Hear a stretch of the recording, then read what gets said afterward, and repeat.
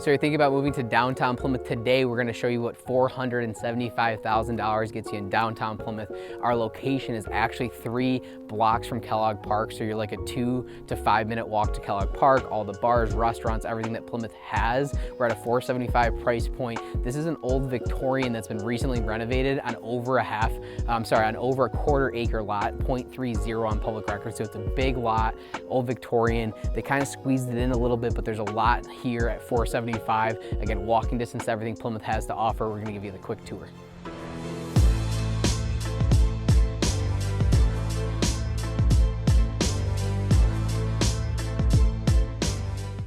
Okay, so today we are going to give a preview, like I said, at the $475 price point here in downtown Plymouth, or as we refer to it as DTP. So this is an old home that's been recently renovated throughout. There's hardwood floors, all the walls have been done, new bathrooms throughout. So with these homes, there are definitely gonna be some funky, interesting layouts, just based on the square footage and how they were built. And obviously they're gonna not only modernize the finishes and the way the home looks, but they're also going to try to, fit in the right spaces for a more modern footprint compared to what it would have been back in the day. So as you walk in, this is your general foyer area. I actually think that they want to do a kitchen table right here is going to be your main dining space. So there'd be a table right here, which is a little awkward right when you walk in. But again, this is downtown living. You are 2 blocks from, not even a block and a half from Ann Arbor Trail, and you're 3 blocks down Ann Arbor Trail to Kellogg Park, which here in Plymouth is you are in the thick of it. You're a walking distance to everything. All the festivals are right here.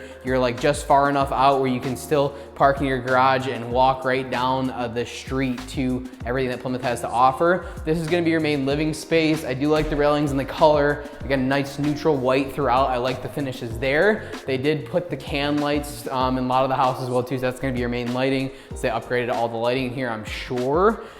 There are a handful of bedrooms in this house, but first I wanna show you the kitchen.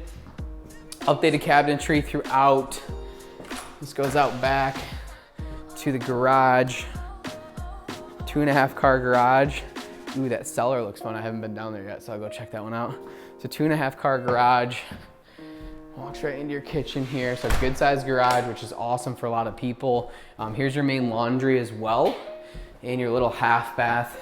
So Nick, you can get in there and kind of show them the finishes of the half bath. Again, we're at a $475 price point. To be under $500,000 in downtown Plymouth for this size of home is a little bit difficult. Continuing on, so this is your kitchen. Again, I think your main dining room table is gonna be here. You might have another one in the kitchen as well too. You have an ensuite on the first floor. So some people might like this as a retirement home. A lot of people are moving back to these downtown areas. You have 2 closets here that they fit in, as well as the updated bathroom with some new tile throughout.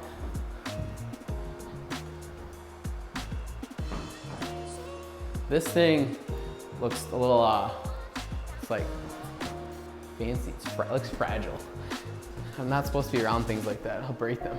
Okay, so upstairs, an additional, we'll call it 2 bedrooms and office in my opinion. Here's your full bath.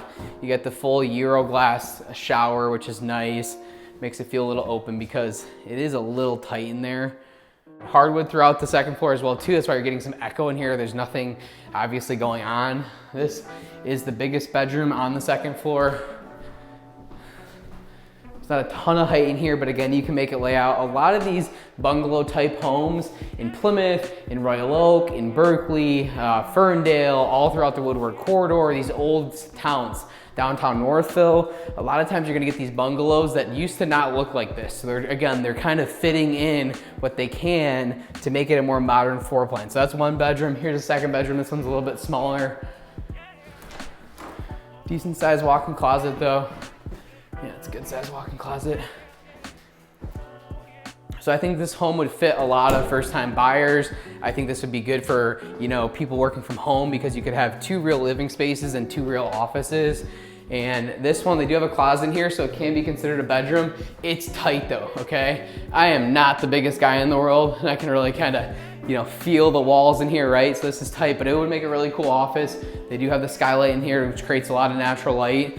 So I do like this, this room to be an office if you're cool with being a little bit of a smaller space. You got the metal spindles on the railing.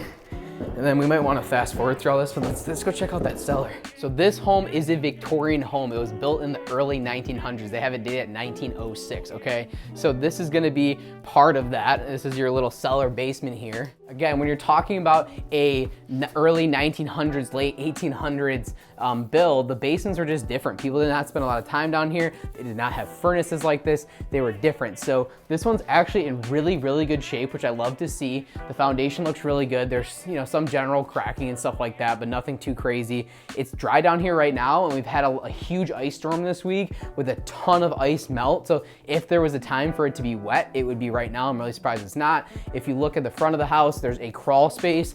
They do have a vapor barrier down below, nothing up top. So, I mean, you know, it's definitely obviously a short ceiling. I'm only 5'6" here and I can't even freaking stand up. So new furnace, new hot water tank that they put in here as well. As far as the new water tank, you know, they've done a little bit of additional support, which is nice. Like, I think this is in good condition, all things considered. Again, you're at a 1906 build, early 1900s, you know, so these houses, they're definitely not gonna be perfect. The basement's gonna be far from perfect. They do have, you know, a good amount of pitch in here as well too. So again, I think it's in good shape, which is probably one of the reasons why the investor bought it and put some money into it. As you can see, a lot of the piping has been redone, so it's PVC piping, which is good, so you don't have to worry about that. A lot of the wiring has been redone, and additionally, you have some copper piping as well too for the water lines. So things have been updated through the years, which is nice. There's actually even a little bit of natural light down here. I am pleasantly surprised. I thought this was gonna be scary. Few cobwebs, but not full of spiders or anything like that. So good job cleaning it up. Good job, you know, on the investment. And yeah, this is a nice one. Okay, super rare feature here. We're in the garage. It's really 2.5 car garage. It's got tons of height in it because this was done as an addition. Again, this is a Victorian build, the early 1900s. So they did an addition at some point and put this garage on, which is a very rare find in downtown Plymouth. You have this 2-car garage, huge space in here. And actually, I'm really excited because I just looked out back. The backyard is huge for downtown Plymouth. Like, this is such an awesome feature. You're not gonna get this very often. On this property, public record had it at 0.30, so just over a quarter acre, and you can tell it. Obviously, a lot of people, you know, in today's day and age, or just in general, they love their puppies and their dogs and stuff like that, so it's a completely fenced-in backyard. This is a fantastic feature, I would say. Again, new HVAC. So this is big, guys, and it doesn't seem like it should be as big as it is, but this huge gutter right here, I cannot stress the importance enough of what this means. So again, with it being an early 1900s build and that basement the way that we saw it, keeping water away from the house is the whole game, okay? The better you can do to properly drain, to properly keep the water away from the house. Again, this is the basement, so that's not, I'm sorry, this is the garage, so it's on slab. There's not even a basement there. So we're really, you know, 30 feet from the basement, and they're doing everything they can to keep the water off the house, which is one of the reasons it's such good condition. So any house that you buy, keeping good pitch around your house is important. But additionally, you know, anytime you have these old basements especially, and they're not built to, you know, with a sump pump or something like that, you really want to keep the water away from the house and do everything you can. So they've done a great job on that. Again, huge backyard. The neighbor even has the ice rink going on. Such a Michigan feel to have the ice rink in the winter, which is awesome. So they fill it up with water and do some ice skating or some hockey, which is cool. But what a great backyard.